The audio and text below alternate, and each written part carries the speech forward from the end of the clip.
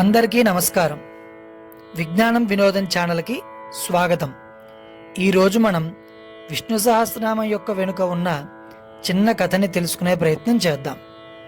విష్ణు సహస్రనామం వెనుక ఉన్న కథ ఏమిటంటే, మహాభారత యుద్ధం ముగింపులో భీష్మ పితామహుడు బాణాల శయ్యపై ఉన్నప్పుడు ధర్మరాజు ఆయన్ను విష్ణువు యొక్క 1000 నామాలను ఉపదేశించమని కోరాడు.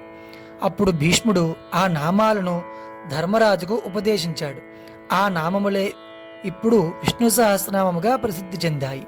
ఇంకా వివరంగా చెప్పాలంటే, మహాభారత యుద్ధం చివరి దశలో భీష్ముడు బాణాల మంచం మీద పడి ఉన్నాడు. ఆ సమయంలో ధర్మరాజు అతనితో పాటు పాండవులు, కౌరవులు మరియు ఇతర రాజులు అందరూ కూడా అక్కడ ఉన్నారు. ధర్మరాజు భీష్ముడిని, ఓ పితామహ, మీరు అన్ని శాస్త్రాలు, వేదాలు మరియు ధర్మాలను ఎరిగినవారు కనుక మీ నుండి విష్ణువు యొక్క 1000 నామాలను ఉపదేశంగా పొందాలని కోరుకుంటున్నాను అని కోరాడు.